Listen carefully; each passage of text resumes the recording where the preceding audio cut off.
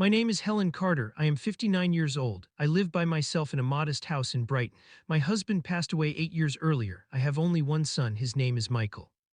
Michael moved to Canada many years ago. Now he resides there with his wife and 2 children. He enjoys a comfortable life. He owns a large house and holds a steady job. He is content.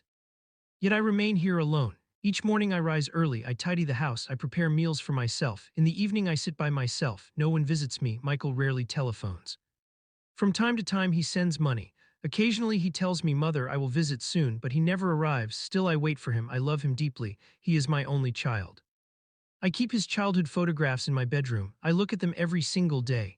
One afternoon someone knocked at my door. I opened it. It was Michael. I was completely astonished. I said, "Michael, have you truly come?" He smiled. He appeared cheerful. I embraced him. Tears filled my eyes. He stepped inside. I prepared tea for him. We sat together and talked.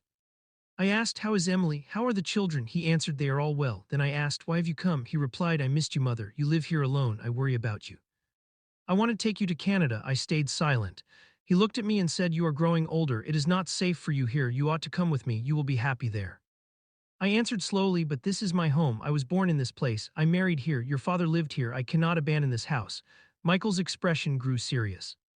He said, "This house is very old. It is no longer suitable for you. In Canada you will have everything. You will have a room of your own. You can see the children every day.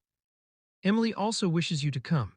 That night I sat alone and wondered what I should do. I did not want to leave, yet Michael was my only son. The following morning Michael said, "Mother, we should sell this house. You no longer need it. You will live with us. You can use the money for your new life." I looked at him. He smiled. I thought perhaps he genuinely cared for me, so I answered, "Yes." I sold my house. Michael took all the money. I packed my suitcase. We traveled to the airport together. I felt sad, yet I also felt hopeful. I believed I would finally be with my son. At the airport Michael said, "Mother, wait here. I will fetch a wheelchair in 5 minutes." I replied, "All right." I sat on a bench. 10 minutes went by. Michael did not return. I thought perhaps the queue was long. I continued waiting. 30 minutes passed. Still he did not appear. Fear began to rise inside me. I stared at the large doorway again and again, but Michael was nowhere. 45 minutes had already gone. I remained seated. I searched every face, yet none belonged to my son. I told myself Michael would never abandon me. He is my son. 1 full hour passed. My heart started racing. Just then a police officer noticed me. He approached and asked, "Madam, are you waiting for someone?" I said, "Yes, my son. He's bringing a wheelchair for me. We are flying to Canada." The officer asked, "Do you have a photograph of him?" I took Michael's picture from my bag. I also showed my ticket. The officer nodded. He said, "Please remain here. I will look inside." I answered, "Thank you." I waited once more. After a long while the officer returned. His face was grave. He sat beside me. He said gently, "Madam, I am sorry. Your son has boarded the aircraft. He has left. The plane has already departed. He did not collect any wheelchair. He went alone." I sat frozen. For a moment my heart seemed to stop. I said very slowly, "That cannot be true. My son Michael loves me. He promised to take me with him." The officer said, "I witnessed everything." He presented his passport. He entered the plane by himself. Tears streamed down my face. My heart shattered. I wept and wept. The officer's eyes grew moist as well. He said, "Some people lose their compassion."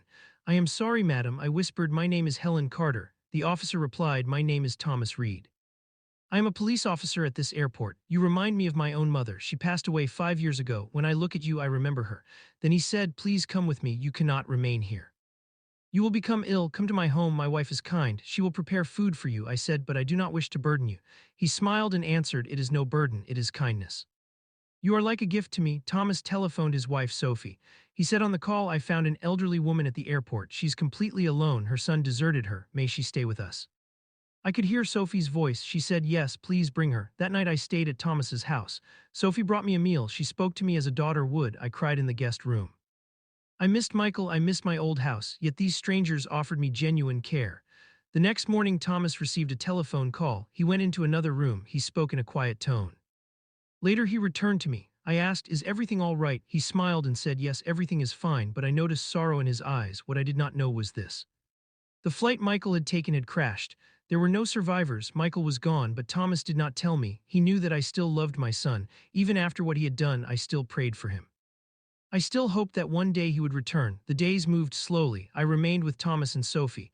Thomas managed every practical matter. He accompanied me to the doctor. He purchased my medicine. He treated me as his own mother. His wife showed me constant respect. Their house became my home. Their family became my family. I only prayed. I prayed for Michael's soul. I prayed for the children he left behind. I prayed that no mother would ever feel what I felt at the airport. One day Thomas asked, "Do you ever think about returning to that house?"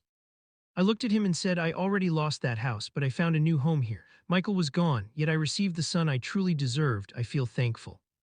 What would you do if you were in Helen's place? Tell me in the comments below. If you like this story, please like, comment, share, and subscribe.